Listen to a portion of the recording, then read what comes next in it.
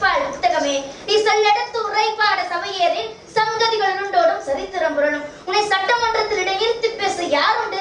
உன் வசனமோ எழுதும் போதே நடிக்கும். புதுவைக்கு கைவன் ஊனமுற்றவர்களுக்கு மாற்றுத்திறனாளி, மூன்றாம் பாய்ந்தவர்களுக்கு திருநங்கையின பெயரிட்ட தாயும் மாணவனே, திருவள்ளுவருக்கு சிலை வைத்த குன்றாத குரல் ஓவியமே, பாருங்கள் எல்லோரும் போருக்கு புறப்படுவோம், வந்திருக்கும் இந்திப்பையை விரட்டி அடிக்கிறோம் என உடைய வசனங்கள் எல்லாம் உறக்கத்திலும் முழக்கமாக எதிரொலித்தது.